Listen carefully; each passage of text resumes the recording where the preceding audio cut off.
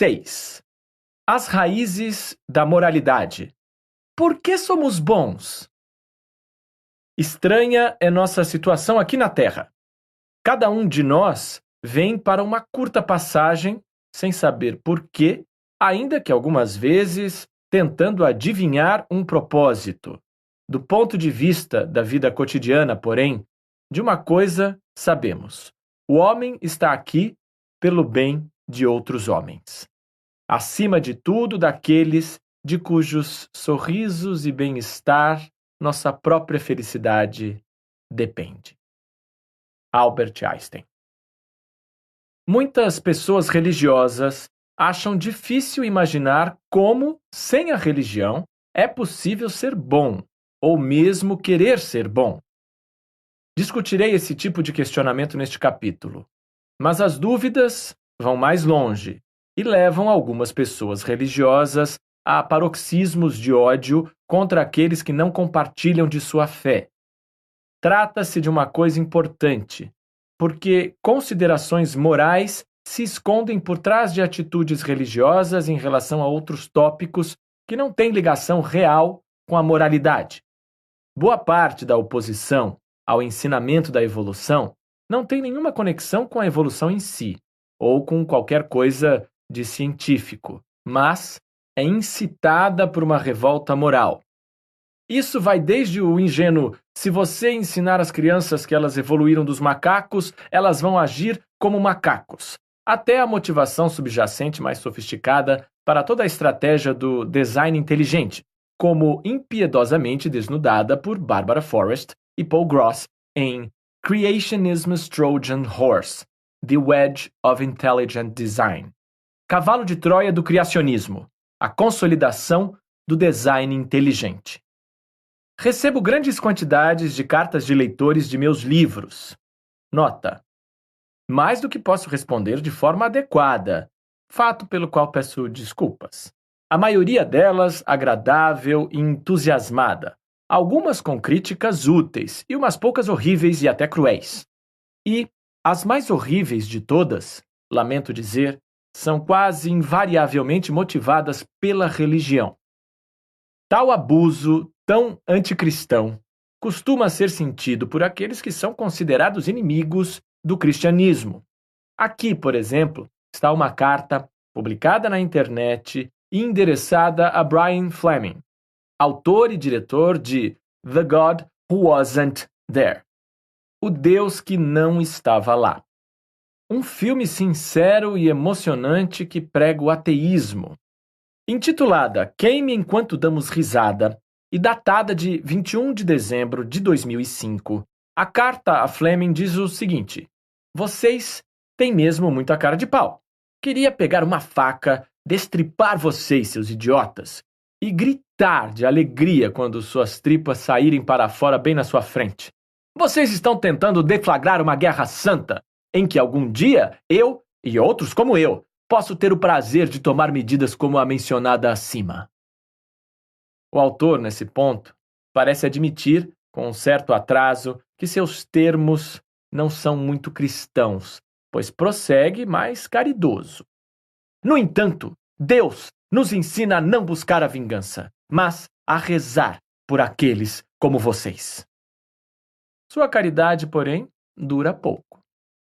Vou me conformar em saber que a punição que Deus infligirá a vocês será 1000 vezes pior que qualquer coisa que eu possa causar. A melhor parte é que vocês sofrerão por toda a eternidade por esses pecados que ignoram totalmente. A ira de Deus não terá misericórdia. Pelo seu próprio bem, espero que a verdade seja revelada a vocês antes que a faca se conecte à sua carne. Feliz Natal. PS. Vocês não fazem mesmo a menor ideia do que os aguarda.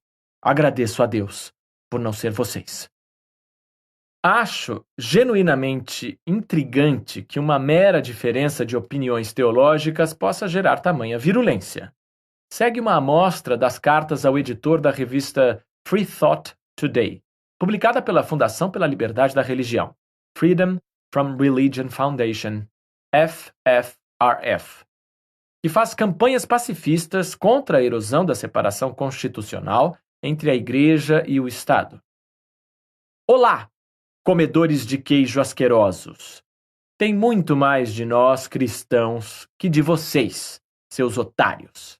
Não tem separação de igreja e Estado, e vocês, pagãos, vão se dar mal. Qual é a do queijo? Amigos americanos sugeriram uma ligação com o estado de Wisconsin, famoso por ser liberal, sede da FFRF e centro da indústria do laticínio, mas certamente é mais que isso. E aqueles macacos rendidos comedores de queijo franceses? Qual é a iconografia semiótica do queijo? Continuando. Escória adorada de Satã, por favor, morram e vão para o inferno. Espero que vocês peguem uma doença doída como câncer retal e morram uma morte lenta e dolorosa para que vocês possam encontrar o seu Deus, Satã. Ei, cara, essa coisa de liberdade da religião é uma droga. Então, bichas e sapatonas, vão com calma e olhem por onde andam, que quando menos esperarem, Deus vai pegar vocês. Se vocês não gostam deste país e aquilo sobre o que e para que ele foi fundado, vão embora, porra! E vão direto para o inferno. PS. Fodam-se, vagabundas comunistas. Tirem suas bundas pretas dos Estados Unidos. Vocês não têm desculpa. A criação é prova mais que suficiente do poder onipotente do Senhor Jesus Cristo. Por que não do poder onipotente de Alá? Ou do Senhor Brahma? Ou até de Javé? Vocês não sairão impunes. Se no futuro isso exigir violência, lembrem-se de que foram vocês que provocaram. Meu fuzil está carregado. Por que não consigo deixar de questionar se acha que Deus precisa de uma defesa tão feroz? Era de esperar que ele fosse amplamente capaz de tomar conta de si mesmo. Saiba, enquanto isso, que o editor que estava sendo agredido e ameaçado de forma tão cruel é uma moça educada e encantadora. Talvez porque não moro nos Estados Unidos, a maioria da correspondência agressiva que recebo não pertence bem a esse time, mas também não exibe muito mais daquela caridade pela qual o fundador do cristianismo ficou famoso. A seguinte carta, datada de maio de 2005, de um médico britânico com doutorado, embora seja certamente agressiva, soa-me mais perturbada que odiosa e revela como a questão da moralidade é um poço profundo de hostilidade contra o ateísmo. Depois de alguns parágrafos preliminares atacando a evolução e perguntando sarcasticamente se um negro ainda está evoluindo, insultando Darwin pessoalmente, fazendo citações enganosas de Huxley, dizendo que ele era anti-evolucionista e incentivando-me a ler um livro, eu o li, que argumenta que o mundo só tem 8.000 anos de idade. Como ele pode ter obtido um doutorado?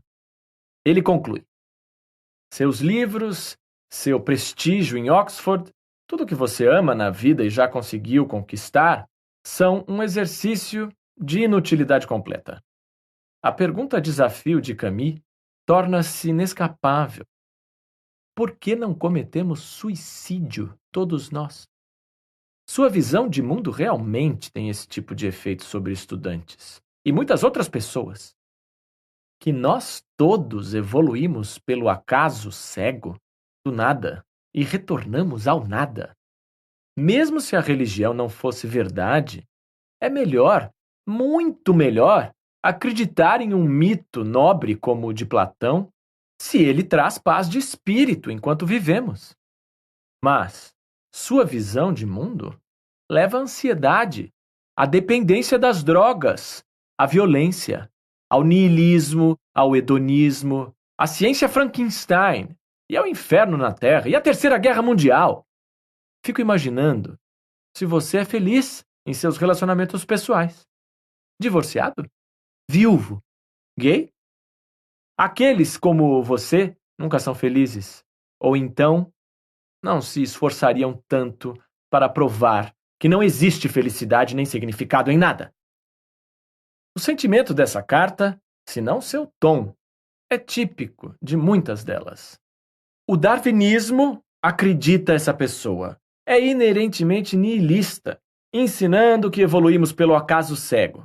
Pela enésima vez, a seleção natural é exatamente o contrário de um processo casual, e que somos aniquilados quando morremos. Como consequência direta de tamanho suposto negativismo, acontece todo tipo de mal. Presumo que ele não tenha mesmo querido sugerir que a viuvez pudesse ser consequência direta do meu darwinismo. Mas sua carta, naquele ponto, já havia chegado àquele nível de malevolência frenética que reconheço tantas vezes entre meus correspondentes cristãos. Dediquei um livro inteiro, desvendando o arco-íris, ao significado último, à poesia da ciência e a rebater especificamente e a fundo a acusação de negativismo nihilista. Portanto, devo me conter aqui. Este capítulo é sobre o mal e seu oposto, o bem, sobre a moralidade, de onde ela vem, por que devemos adotá-la e se precisamos da religião para fazê-lo. Nosso senso moral tem origem darwiniana? Vários livros como Why Good is Good, Por que o Bom é Bom, de Robert Hinde, The Science of Good and Evil, A Ciência do Bem e do Mal, de Michael Shermer, Can We Be Good Without God? Podemos ser bons sem Deus, de Robert Buckman, e Moral Minds, Mentes Morais, de Mark Hauser. Argumentaram que nosso senso de certo e errado pode ser resultado de nosso passado darwiniano. Essa seção representa a minha visão sobre esse argumento.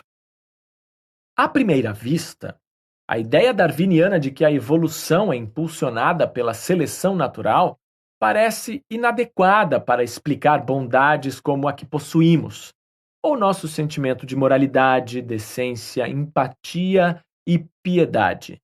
A seleção natural explica com facilidade a fome, o medo e o desejo sexual, que contribuem diretamente para a nossa sobrevivência ou para a preservação de nossos genes. Mas, e a compaixão arrebatadora que sentimos quando vemos uma criança órfã chorando, uma viúva idosa desesperada de solidão, ou um animal ganindo de dor?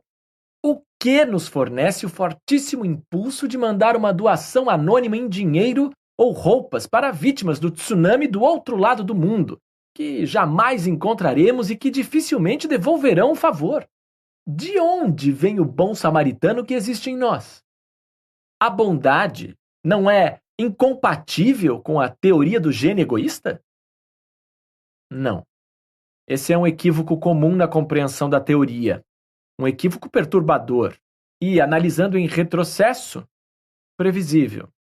Nota: fiquei mortificado quando li no The Guardian, Animal Instincts, 27 de maio de 2006, que O Gene Egoísta é o livro favorito de Jeff Skilling, CEO da malfadada Enron Corporation, e que ele se inspirou numa característica do darwinismo social tirada dele. O jornalista do The Guardian, Richard Conniff, dá uma boa explicação sobre o equívoco em texto que pode ser encontrado no site do jornal. Tentei impedir equívocos de interpretação semelhantes em meu novo prefácio à edição de 30º aniversário de O Gene Egoísta, recém-lançada pela Oxford University Press. É necessário colocar a ênfase na palavra certa. O gene egoísta é a ênfase correta, pois contrasta com um organismo egoísta, digamos, ou a espécie egoísta. Deixe-me explicar. A lógica do darwinismo conclui que a unidade na hierarquia da vida, que sobrevive e passa pelo filtro da seleção natural, tenderá a ser egoísta. As unidades que sobrevivem no mundo serão aquelas que forem bem-sucedidas em sobreviver, em detrimento de seus rivais em seu próprio nível de hierarquia. É precisamente isso o que o egoísta quer dizer nesse contexto.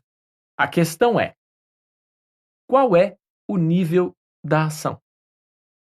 A ideia do gene egoísta, com a ênfase devidamente aplicada na palavra gene, é que a unidade da seleção natural, isto é, a unidade do egoísmo, não é o organismo egoísta, nem o grupo egoísta, ou a espécie egoísta, ou o ecossistema egoísta, mas o gene egoísta.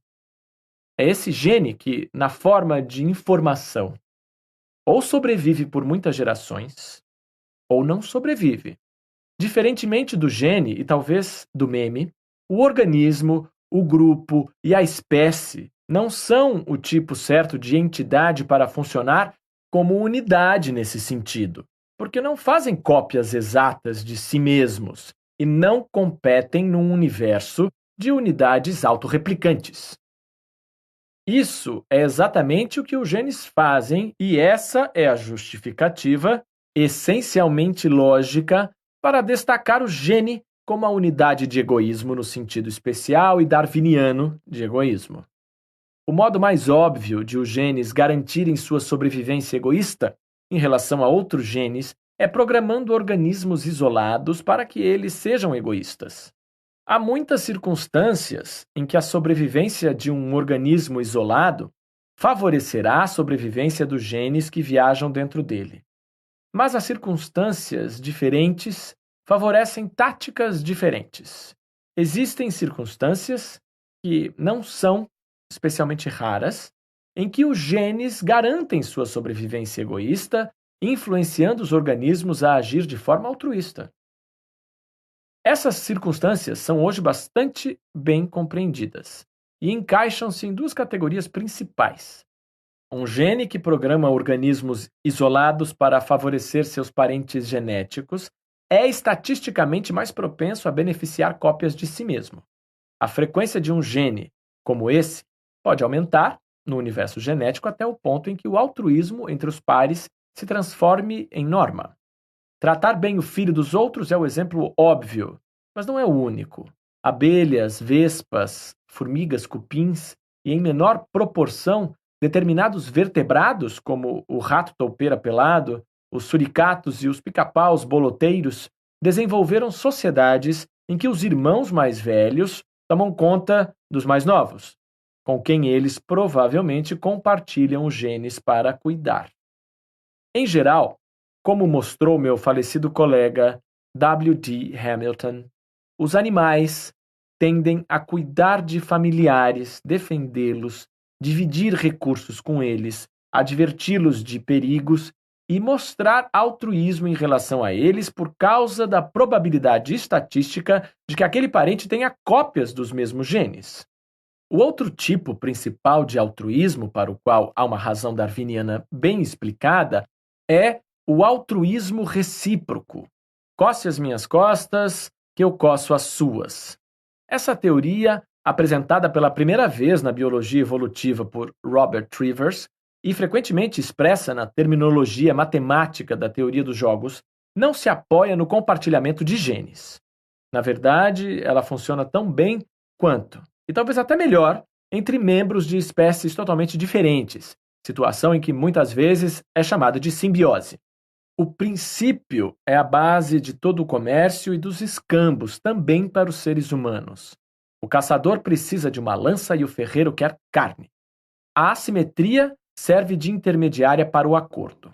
A abelha precisa de néctar e a flor precisa da polinização.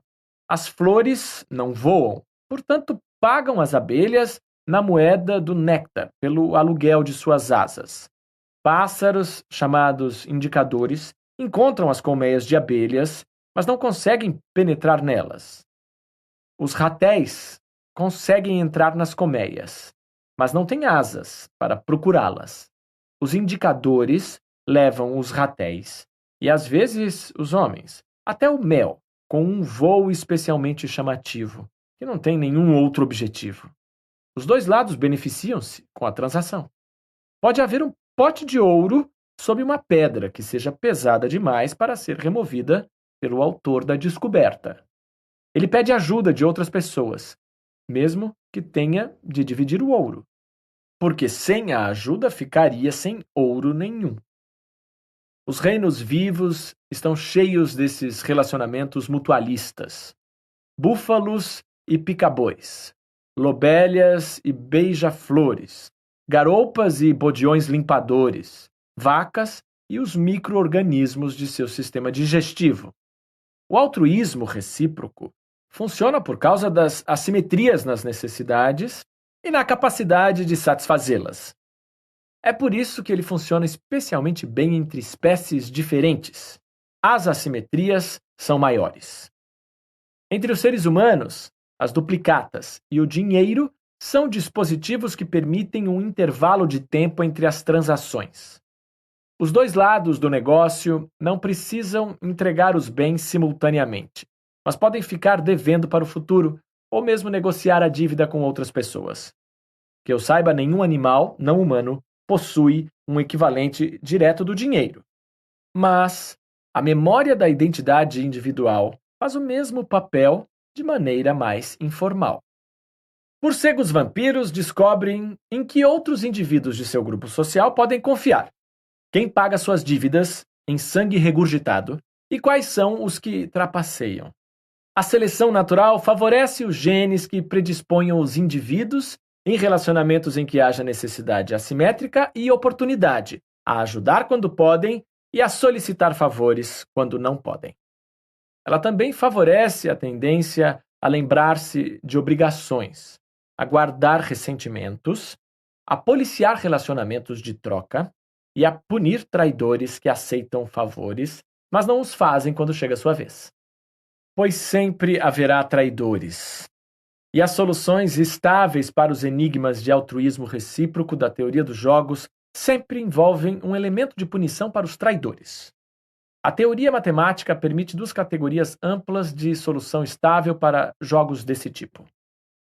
Trair sempre é estável, porque se todo mundo fizer isso, um indivíduo isolado que seja honesto não vai se dar bem. Mas existe outra estratégia que também é estável. Estável quer dizer que, uma vez que ela supere determinada frequência numa população, nenhuma alternativa se sai melhor. É a estratégia comece sendo legal e dê aos outros o benefício da dúvida. A seguir, pague as boas ações com boas ações, mas vingue-se das más ações. Na terminologia da teoria dos jogos, essa estratégia, ou família de estratégias relacionadas, possui vários nomes, como tit for tat, olho por olho ou de replicadores. Ela é evolutivamente estável sob certas condições, no sentido em que, tomando-se uma população dominada por replicadores, nenhum indivíduo traidor e nenhum indivíduo incondicionalmente cooperativo terá vantagem. Existem outras variações mais complexas de olho por olho e, sob algumas circunstâncias, podem ter vantagem. Mencionei o relacionamento familiar e a reciprocidade como os pilares gêmeos do altruísmo num mundo darwiniano.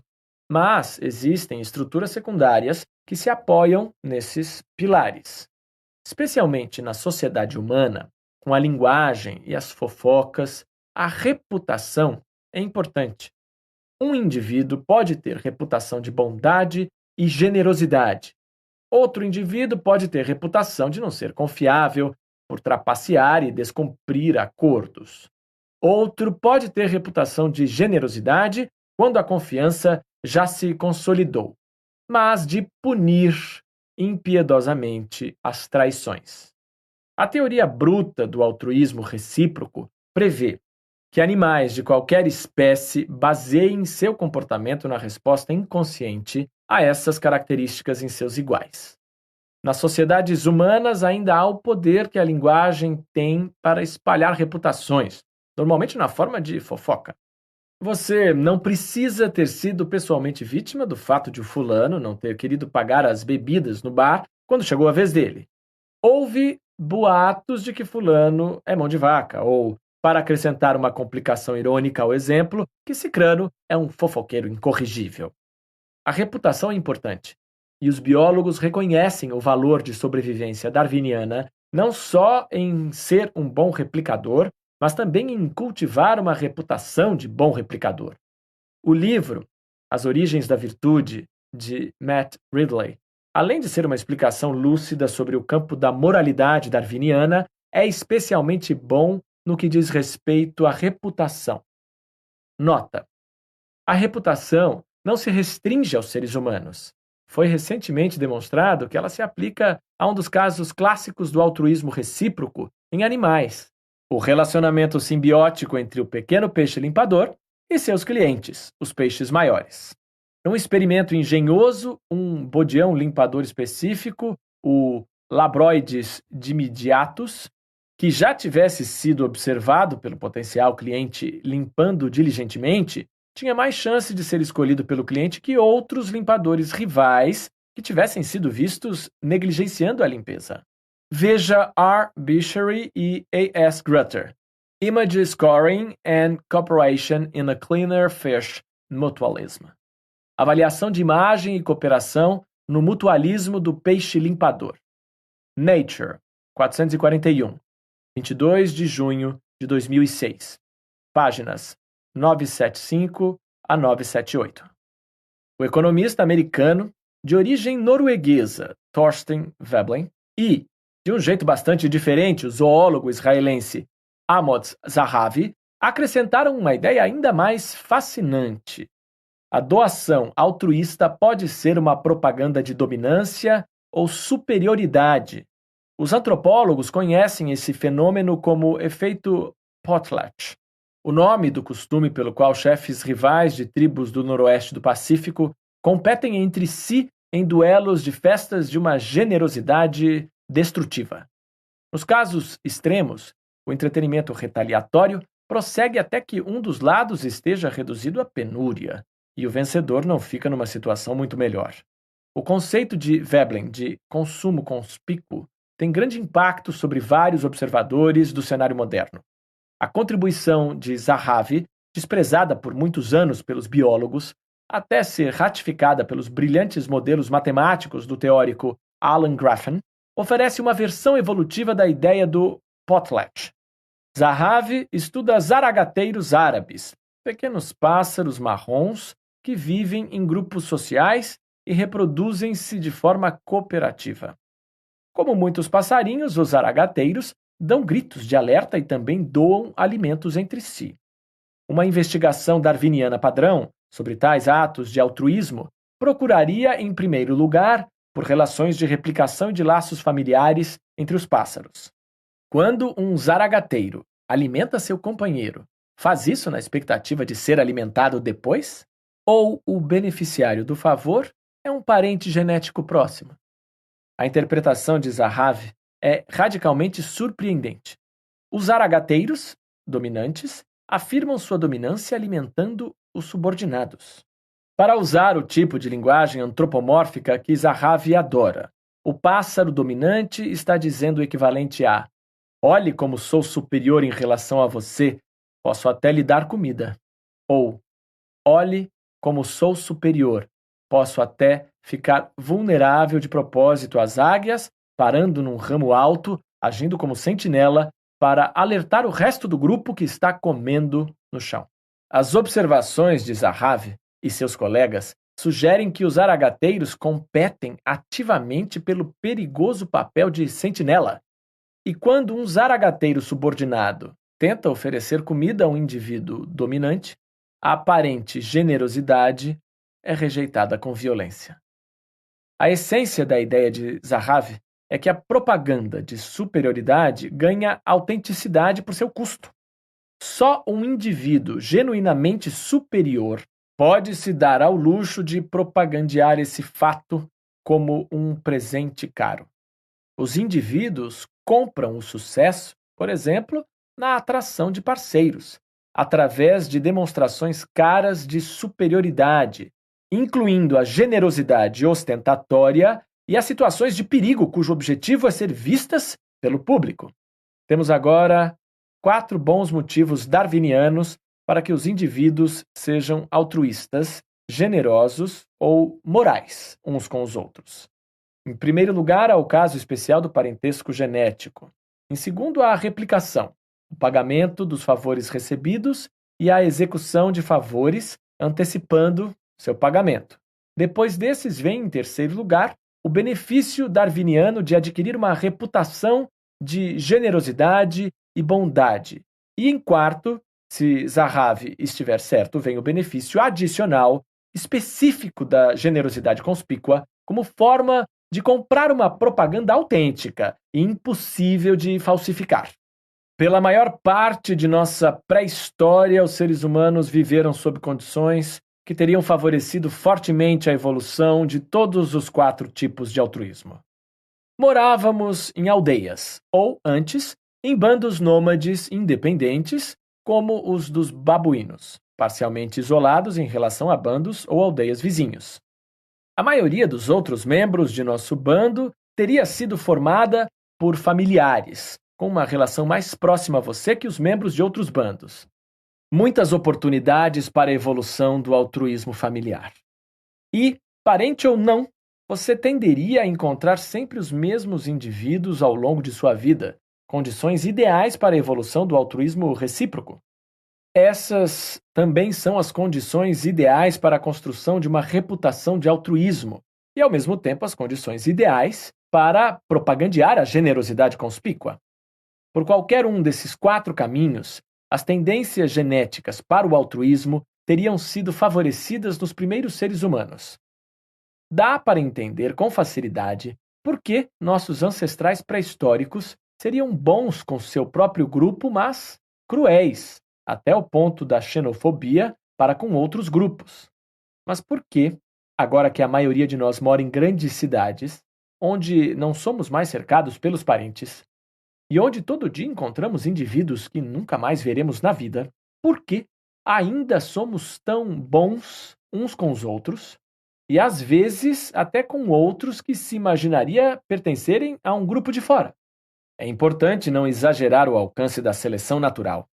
A seleção não favorece a evolução de uma consciência cognitiva sobre o que é bom para os seus genes. Essa consciência teve de esperar pelo século XX para alcançar o nível cognitivo e mesmo agora o entendimento pleno está confinado a uma minoria de especialistas em ciência. O que a seleção natural favorece são regras gerais, que funcionam na prática para promover os genes que as constroem. As regras gerais, por natureza, às vezes dão errado. No cérebro de um pássaro, a regra: cuide das coisinhas pequenas que piam em seu ninho e jogue comida no biquinho aberto delas, normalmente tem o efeito de preservar os genes que criam essa regra. Porque os objetos piantes de biquinho aberto no ninho de um pássaro adulto costumam ser sua própria cria. A regra dá errado se outro filhote de passarinho conseguir entrar no ninho, numa circunstância usada de forma positiva pelos cucos. Não é possível que nossos impulsos de bom samaritano sejam erros, análogos ao equívoco dos instintos paternos de um rouxinol dos caniços que se esforça para alimentar um jovem cuco? Uma analogia ainda mais próxima é o impulso humano de adotar uma criança. Devo me apressar a dizer que erro refere-se apenas ao sentido estritamente darwiniano. Não carrega nenhum tom pejorativo. A ideia do erro ou do subproduto que estou adotando funciona assim. A seleção natural, nos tempos ancestrais, quando vivíamos em bandos pequenos e estáveis, como o dos babuínos, programou impulsos altruístas em nosso cérebro, junto com impulsos sexuais, impulsos de fome, impulsos xenofóbicos e assim por diante. Um casal inteligente pode ler Darwin e saber que o motivo último de seus impulsos sexuais é a procriação. Eles sabem que a mulher não ficará grávida porque está tomando pílula. Mesmo assim, seu interesse sexual não fica diminuído por esse conhecimento. Desejo sexual é desejo sexual e sua força na psicologia individual independe da pressão darwiniana que o provocou. É um forte impulso que existe de forma independente de sua explicação racional. Estou sugerindo que a mesma coisa aconteça com a bondade, com o altruísmo, a generosidade, a empatia, a compaixão. Nos tempos ancestrais, só tínhamos a oportunidade de ser altruístas em relação aos parentes próximos e a potenciais replicadores. Hoje, essa restrição não existe mais, mas a regra geral persiste. Por que não persistiria? É a mesma coisa que o desejo sexual. Não podemos fazer nada para deixar de sentir pena quando vemos um desafortunado chorando, que não seja nosso parente e não seja capaz de retribuir. assim como não podemos fazer nada para deixar de sentir desejo por um integrante do sexo oposto que pode ser estéril ou incapaz de se reproduzir. As duas situações são erros, equívocos darwinianos, equívocos abençoados e maravilhosos. Não encare nem por um segundo essa darwinização como desmerecedora das nobres emoções da compaixão e da generosidade, nem do desejo sexual. O desejo sexual, quando canalizado pelos conduítes da cultura linguística, ressurge na forma de grandes obras de poesia e de dramaturgia. Os poemas de amor de John Donne, por exemplo, ou Romeu e Julieta. E é claro que a mesma coisa acontece com o redirecionamento equivocado da compaixão, baseada no parentesco e na retribuição. A piedade em relação a um devedor, quando vista fora de contexto, é tão antidarwiniana quanto adotar o filho de outra pessoa. A qualidade da misericórdia não é forçada. Ela cai como a chuva mansa dos céus sobre o que está embaixo. Nota do tradutor. The quality of mercy is not strained.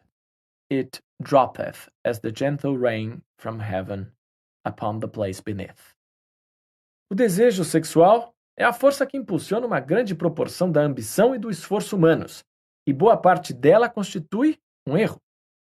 Não há nenhum motivo para que o mesmo não possa acontecer com o desejo de ser generoso e piedoso, se essa é a consequência equivocada da vida nas aldeias de nossos ancestrais. A melhor maneira de a seleção natural imprimir os dois tipos de desejo nos tempos ancestrais foi instalando regras gerais no cérebro. Essas regras ainda nos influenciam hoje em dia, mesmo quando as circunstâncias as tornam inadequadas às suas funções originais. Essas regras gerais ainda nos influenciam não de uma forma calvinisticamente determinista, mas filtradas pelas influências civilizadoras da literatura e dos costumes, da lei e das tradições e, é claro, da religião. Assim como a regra cerebral primitiva do desejo sexual passa pelo filtro da civilização para ressurgir nas cenas românticas de Romeu e Julieta, as regras primitivas do nós contra eles, no cérebro, ressurgem na forma das batalhas entre os Capuleto e os Montecchio, enquanto as regras primitivas do cérebro de altruísmo e empatia acabam provocando o equívoco que nos anima na reconciliação punitiva da cena final de Shakespeare. Um estudo de caso das raízes da moralidade. Se nosso senso moral, assim como nosso desejo sexual, estiver mesmo profundamente enraizado em nosso passado darwiniano, que precede a religião, a expectativa seria de que pesquisas na mente humana revelassem algumas universais da moral, cruzando fronteiras geográficas e culturais, e também, o mais crucial, barreiras religiosas. O biólogo de Harvard, Mark Hauser, em seu livro Moral Minds: How Nature Designed Our Universal Sense of Right and Wrong. Mentes morais. Como a natureza desenhou nosso senso de certo e errado. Ampliou uma linha fértil de experiências de pensamento que havia sido originalmente sugerida por filósofos morais. O estudo de Hauser servirá ainda para apresentar o modo como pensam os filósofos morais. Um dilema moral hipotético é formulado, e a dificuldade que sentimos para responder a ele é reveladora em relação ao nosso senso de certo e errado. Hauser vai além dos filósofos porque realiza pesquisas estatísticas e experiências psicológicas, usando questionários na internet, por exemplo, para investigar o senso moral de pessoas de verdade. Do ponto de vista atual, o interessante é que a maioria das pessoas chega às mesmas decisões quando fica diante desses dilemas, e sua concordância em relação às próprias decisões é mais forte que sua capacidade de articular suas motivações.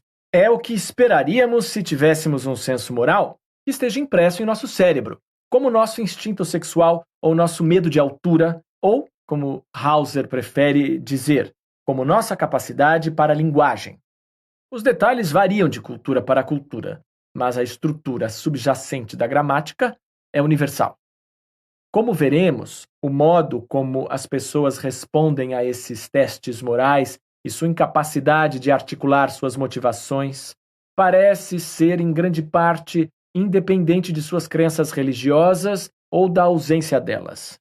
A mensagem do livro de Hauser, para antecipá-la nas próprias palavras dele, é essa: orientando nossos juízos morais a uma gramática moral universal, uma faculdade da mente que evoluiu ao longo de milhões de anos, até incluir um conjunto de princípios para formar uma série de sistemas morais possíveis. Assim como com a linguagem, os princípios que compõem nossa gramática moral voam abaixo do radar de nossa consciência. São típicas dos dilemas morais de Hauser as variações sobre o tema do vagão ou bonde descontrolado que ameaça matar um grupo de pessoas. A história mais simples propõe que uma pessoa, Denise, está num centro de controle em condições de mandar o bonde para um desvio, salvando, portanto, a vida das 5 pessoas presas na linha principal. Infelizmente, há um homem preso no desvio. Mas, como ele é apenas um, menos que as 5 pessoas presas na linha principal, a maioria das pessoas concorda que é moralmente permissível, se não obrigatório, que Denise mexa no controle e salve os 5, matando o homem do desvio. Ignoramos possibilidades hipotéticas, como a de que o homem no desvio possa ser Beethoven ou um amigo íntimo. As elaborações sobre a experiência de pensamento apresentam uma série de enigmas morais cada vez mais provocadores. E se o vagão puder ser contido pelo lançamento de um peso em seu caminho de cima de uma ponte? É fácil. Obviamente temos que jogar o peso. Mas e se o único peso disponível for um homem muito gordo que esteja na ponte admirando o pôr do sol? Quase todo mundo concorda que é imoral empurrar o gordo ponte abaixo, mesmo que, de determinado ponto de vista, o dilema possa parecer paralelo ao de Denise, em que a ação de mexer no controle mata um para salvar 5. A maioria de nós tem a forte intuição de que há uma diferença crucial entre os dois casos, embora talvez não consigamos articular qual ela é. Empurrar o gordo ponte abaixo remete a outro dilema analisado por Hauser. 5 pacientes de um hospital estão morrendo, cada um da falência de um órgão diferente. Cada um seria salvo se um doador daquele órgão específico pudesse ser encontrado, mas não há nenhum disponível. O cirurgião percebe então que há um homem saudável na sala de espera, com todos os 5 órgãos em boas condições e adequados para o transplante. Nesse caso, é quase impossível encontrar alguém que esteja disposto a dizer que o ato moral é matar um para salvar os 5. Assim como com o gordo da ponte, a intuição que a maioria de nós tem é que um observador inocente não deve ser subitamente sugado por uma substituição desafortunada e usado pelo bem de outras pessoas sem o seu consentimento. Immanuel Kant articulou o famoso princípio de que um ser racional jamais deve ser usado como um mero meio para um fim sem seu consentimento, mesmo que esse fim seja beneficiar outras pessoas. Parece vir daí a diferença crucial entre o caso do gordo da ponte ou o homem da sala de espera do hospital e o homem no desvio de Denise. O gordo da ponte está sendo positivamente usado como forma de conter o avanço do vagão. Isso viola claramente o princípio kantiano. A pessoa no desvio não está sendo usada, apenas tem o azar de estar nele. Mas, quando a distinção é colocada dessa forma, por que ela nos satisfaz? Para Kant, era um absoluto moral. Para Hauser, isso faz parte de nós, colocado em nós pela evolução. As situações hipotéticas envolvendo o vagão desgovernado vão se tornando cada vez mais engenhosas e os dilemas morais equivalentemente mais tortuosos. Hauser contrasta os dilemas enfrentados por indivíduos hipotéticos chamados Ned e Oscar. Ned está ao lado da linha do trem. Diferentemente de Denise, que podia mandar o vagão para um desvio, o controle de Ned o manda para um desvio circular, que volta para a linha principal pouco antes das 5 pessoas. Mudar simplesmente a direção não adianta. O vagão vai bater no 5 de qualquer jeito quando o desvio voltar para a linha principal. No entanto, enquanto a coisa acontece, há um homem extremamente gordo no desvio circular, que é pesado o suficiente para parar o bonde. Deveria Ned mexer no controle e desviar o trem? A intuição da maioria das pessoas diz que não. Mas qual é a diferença entre o dilema de Ned e o de Denise?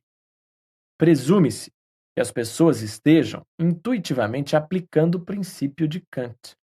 Denise desvia o vagão de atropelar as 5 pessoas e a vítima infeliz do desvio é um dano colateral, para usar o adorável termo Huddersfieldiano. Ele não está sendo usado por Denise para salvar os outros. Ned está usando o homem gordo para deter o vagão, e a maioria das pessoas, talvez sem pensar, junto com Kant, que pensou com todos os detalhes, encara isso como uma diferença crucial. A diferença é evidenciada novamente pelo dilema de Oscar. A situação de Oscar é idêntica à de Ned, com a exceção de que há um grande peso de ferro no desvio circular da pista, pesado o suficiente para deter o vagão. É claro que Oscar não deve ter problemas para decidir mexer no controle e desviar o bonde, exceto pelo fato de que há uma pessoa caminhando na frente do peso de ferro. Ela certamente morrerá se Oscar acionar o desvio, assim como o homem gordo de Ned morreria. A diferença é que o andarilho de Oscar não está sendo usado para conter o vagão. Ele é um dano colateral, assim como no dilema de Denise. Da mesma forma que Hauser, e da mesma forma que a maioria dos sujeitos das experiências de Hauser, acho que Oscar pode acionar o controle, mas Ned não. Mas também acho bastante difícil justificar minha intuição. A tese de Hauser é que esse tipo de intuição moral frequentemente não é pensado, mas que o sentimos com contundência do mesmo jeito, por causa de nossa herança evolutiva. Numa incursão intrigante na antropologia, Hauser e seus colegas adaptaram seus experimentos morais aos Kuna, uma pequena tribo da América Central que mantém pouco contato com os ocidentais e não possui religião formal. Os pesquisadores mudaram a experiência de pensamento do vagão na linha de trem para equivalentes mais adequados, como crocodilos nadando na direção de canoas. Com as pequenas diferenças correspondentes, os Kuna mostraram os mesmos juízos morais que a maioria de nós. Hauser também especulou, de especial interesse para este livro, se as pessoas religiosas têm intuições morais diferentes das dos ateus. Se tiramos nossa moralidade da religião, certamente deveria haver diferença. Mas parece que não há. Hauser, trabalhando com o filósofo moral Peter Singer, concentrou-se em 3 dilemas hipotéticos e comparou os vereditos de ateus com os de pessoas religiosas.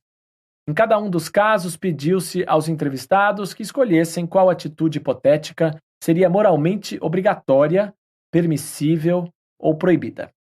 Os 3 dilemas eram: 1. O dilema de Denise. 90% das pessoas disseram que era permissível desviar o vagão, matando um para salvar 5. 2. Você vê uma criança se afogando num lago e não há nenhuma outra ajuda à vista. Você pode salvar a criança, mas suas calças ficarão arruinadas no processo. 97% concordaram que você deve salvar a criança. O incrível é que 3% aparentemente prefeririam salvar as calças. 3.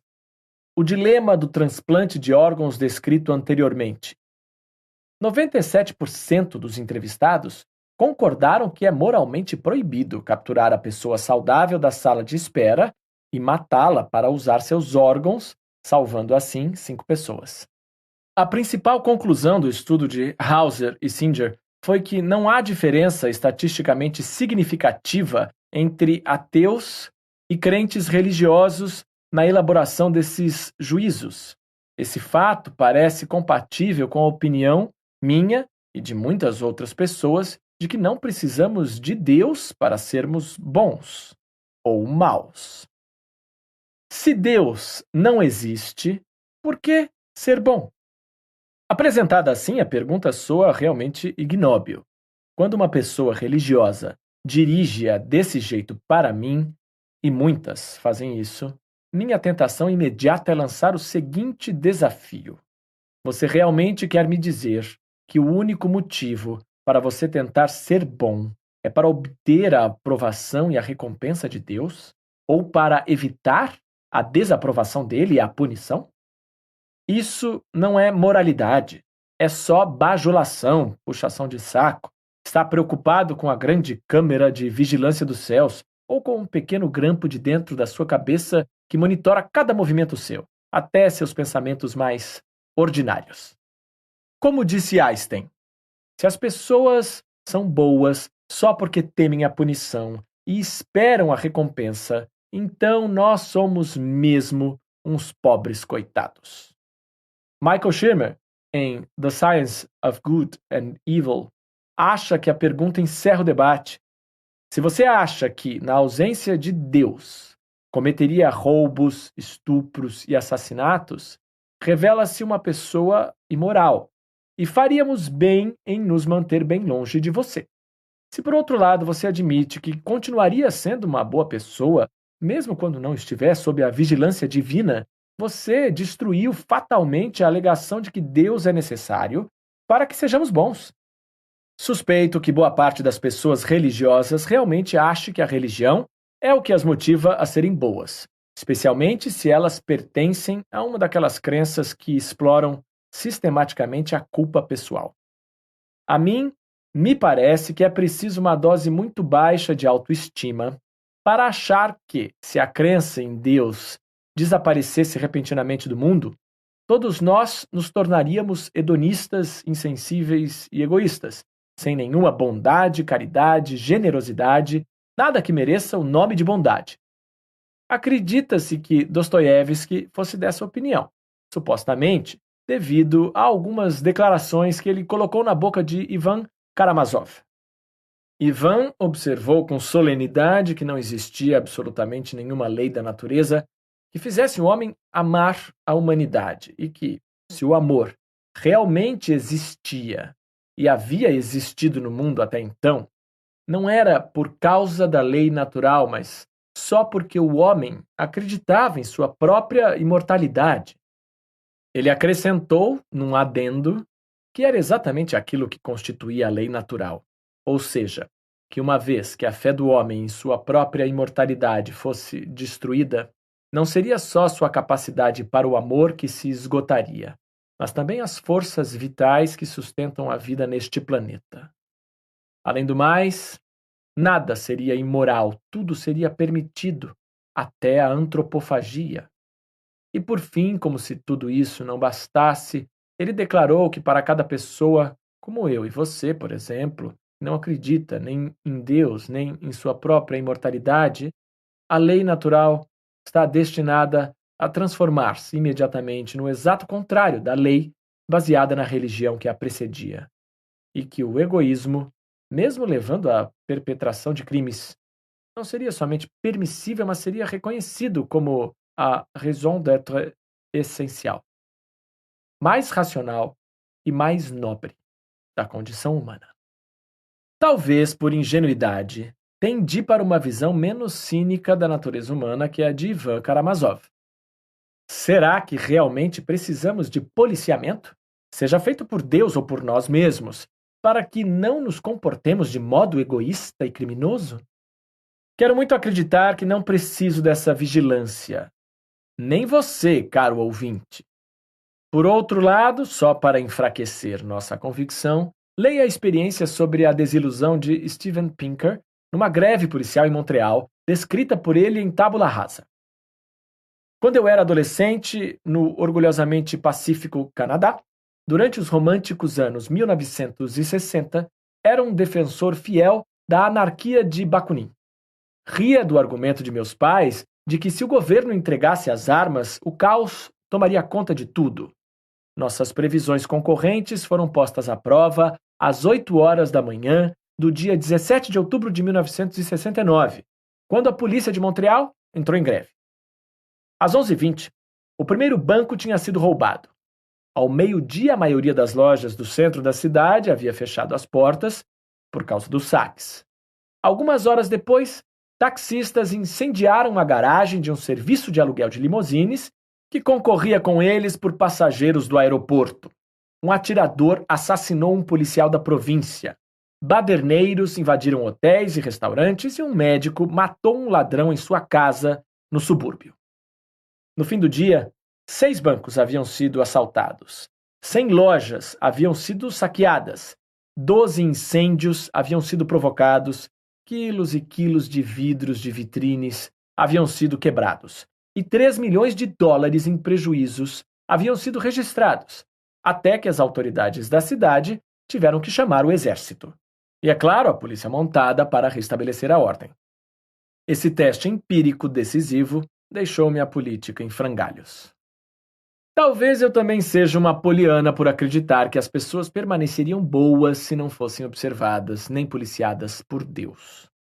Por outro lado, a maioria da população de Montreal supostamente acreditava em Deus. Por que o medo de Deus não as conteve quando os policiais terrenos foram temporariamente tirados de cena? A greve de Montreal não foi uma ótima experiência natural para testar a hipótese de que a crença em Deus nos torna bons? Ou talvez o sarcástico H. L. Mencken tivesse razão quando disse: as pessoas dizem que precisamos de religião, mas o que elas realmente querem dizer é que precisamos de polícia. É óbvio que não foi todo mundo em Montreal que se comportou mal quando a polícia saiu de cena. Seria interessante saber se houve alguma tendência estatística, por mais leve que fosse, para que os crentes na religião tenham saqueado e depredado menos que os descrentes. Minha previsão desinformada seria do contrário. Muitas vezes se diz, cinicamente, que não há ateus nas trincheiras. Estou inclinado a desconfiar, com base em alguma evidência, embora possa ser simplista tirar conclusões delas, que haja bem poucos ateus nas prisões.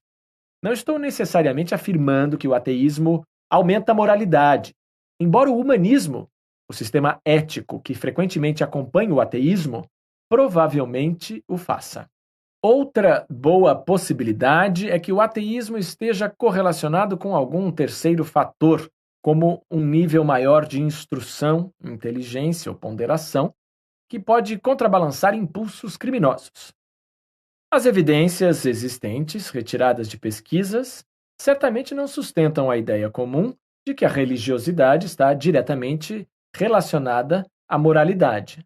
Evidências correlacionais nunca são conclusivas, mas os dados seguintes, descritos por Sam Harris em seu Carta a uma Nação Cristã, são, de qualquer forma, impressionantes. Embora a filiação partidária nos Estados Unidos não seja um indicador perfeito da religiosidade, não é segredo que os estados vermelhos, republicanos, são vermelhos principalmente devido à enorme influência política dos cristãos conservadores. Se houvesse uma forte correlação entre o conservadorismo cristão e a saúde da nossa sociedade, era de esperar que víssemos algum sinal dela nos estados vermelhos. Não vemos. Das 55 cidades com as taxas mais baixas de crimes violentos, 62% estão nos estados azuis, democratas, e 38% estão nos vermelhos, republicanos. Das 25 cidades mais perigosas, 76% ficam nos estados vermelhos e 24% nos estados azuis. Aliás, 3 das 5 cidades mais perigosas dos Estados Unidos ficam no devoto estado do Texas. Os 12 estados com taxas mais elevadas de arrombamentos são vermelhos. 24 dos 29 estados com as mais elevadas taxas de assalto são vermelhos. Dos 22 estados com as maiores taxas de assassinato, 17 são vermelhos. Nota. Note que essas convenções para as cores nos Estados Unidos são exatamente o contrário das da Grã-Bretanha, onde o azul é a cor do Partido Conservador e o vermelho, assim como no resto do mundo, é a cor tradicionalmente associada com a esquerda política. Pesquisas sistemáticas tendem a sustentar esses dados correlacionais. Gregory S. Pohl, no Journal of Religion and Society, 2005, comparou 17 nações economicamente desenvolvidas e chegou à devastadora conclusão de que taxas mais altas de crença num Criador e de culto a ele se correlacionam com taxas mais altas de homicídio, mortalidade juvenil e precoce, taxas de infecção por doenças sexualmente transmissíveis, gravidez na adolescência e aborto nas democracias prósperas. Dan Dennett, em Quebrando o Encanto, faz comentários sardônicos sobre esses estudos em geral. Inútil dizer que esses resultados abalam tão fortemente as alegações padrão de que há uma virtude moral maior entre os religiosos, que até surgiu uma onda considerável de pesquisas adicionais iniciadas por organizações religiosas que tentam refutá-las. Uma coisa de que podemos ter certeza é que, se houver um relacionamento positivo e significativo entre o comportamento moral e a afiliação, a prática ou a crença religiosa, ele logo será descoberto, já que tantas organizações religiosas estão tão ansiosas para confirmar cientificamente suas convicções tradicionais sobre a questão. Elas estão bastante impressionadas com o poder da ciência para detectar a verdade quando ela apoia aquilo em que já acreditam. Cada mês que passa sem que apareça essa demonstração reforça a suspeita de que as coisas simplesmente não são assim. A maioria das pessoas sensatas concorda que a moralidade, na ausência de policiamento, é mais verdadeiramente moral que o tipo de falsa moralidade que desaparece assim que a polícia entra em greve ou que a câmera de vigilância é desligada, seja a câmera de verdade monitorada na delegacia ou uma câmera imaginária no céu. Mas talvez seja injusto interpretar a pergunta "se não há Deus, por que se dar ao trabalho de ser bom?" de modo tão cínico. Nota: H. L. Mencken, de novo com seu sarcasmo característico, definiu a consciência como a voz interior que nos adverte de que alguém pode estar olhando. Um pensador religioso poderia oferecer uma interpretação mais genuinamente moral, na linha da seguinte declaração de um apologista imaginário: se você não acredita em Deus, não acredita que existem padrões absolutos de moralidade.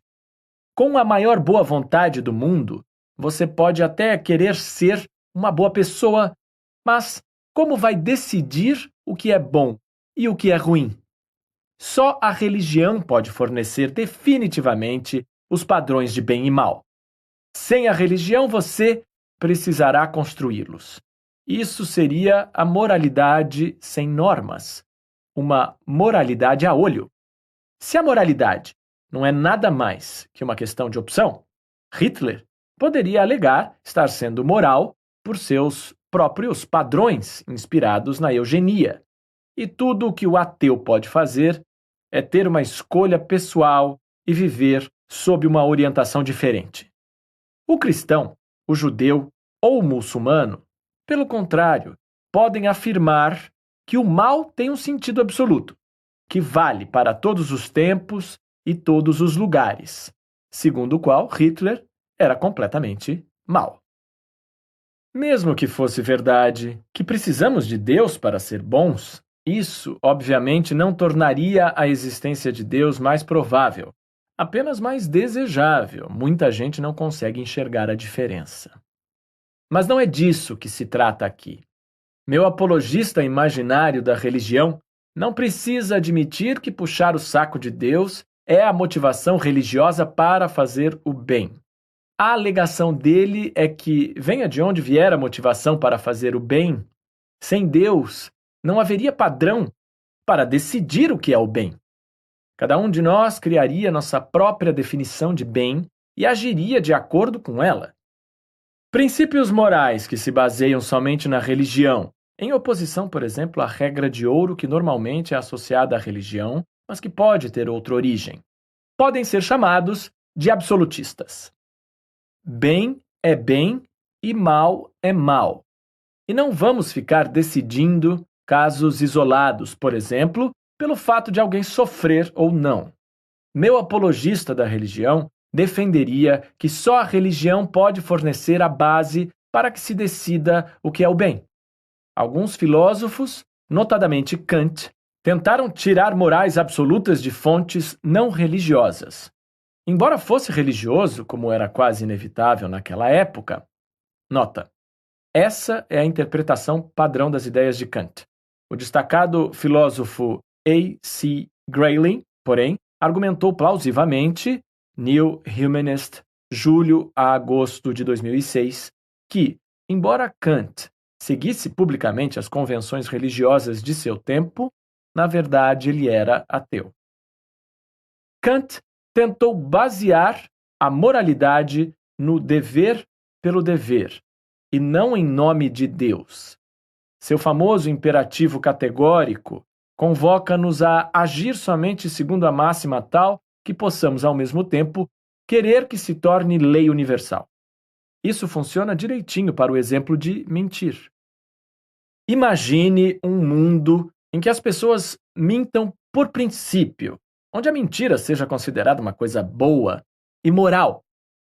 Num mundo assim, mentir deixaria de fazer sentido. Mentir precisa, por definição, da pressuposição da verdade.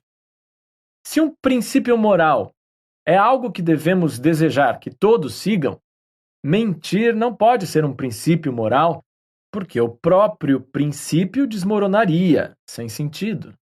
Mentir, como norma de vida, é inerentemente instável. Em termos mais gerais, o egoísmo ou o parasitismo explorador da boa vontade dos outros pode funcionar para mim, um indivíduo egoísta isolado, e me dar satisfação pessoal. Mas não posso desejar que todo mundo adote o parasitismo egoísta como princípio moral, no mínimo porque senão eu não teria ninguém para explorar. O imperativo kantiano parece funcionar para o dizer a verdade e para alguns outros casos. Não é tão fácil assim ampliá-lo para a moralidade em geral. Apesar de Kant, é tentador concordar com o meu apologista hipotético que morais absolutistas costumam ser motivadas pela religião. É sempre errado tirar uma paciente terminal de seu sofrimento a pedido dela própria? É sempre errado fazer amor com um integrante de seu próprio sexo? É sempre errado matar um embrião? Há quem ache que sim, e suas bases são absolutas. Eles não toleram argumentação nem debate. Qualquer um que discorde merece ser morto. Metaforicamente, é claro, não literalmente. Exceto no caso de alguns médicos de clínicas de aborto americanas. Ouça o próximo capítulo. Felizmente, no entanto, as morais não têm de ser absolutas. Os filósofos morais são os profissionais em se tratando de pensar sobre o certo e o errado. Como disse sucintamente Robert Hinde, eles concordam que os preceitos morais, embora não necessariamente construídos pela razão, devem ser defensáveis pela razão. Eles se classificam de muitas maneiras, mas na terminologia moderna, a principal divisão é entre deontologistas, como Kant, e consequencialistas, incluindo utilitaristas, como Jeremy Bentham, 1748 a 1832. Deontologia é um nome bonito para a crença de que a moralidade consiste em obedecer a regras. É literalmente a ciência do dever, do grego para aquilo que é obrigatório. A deontologia não é bem a mesma coisa que absolutismo moral, mas para a maioria dos propósitos de um livro sobre religião, não há necessidade de enfatizar a distinção.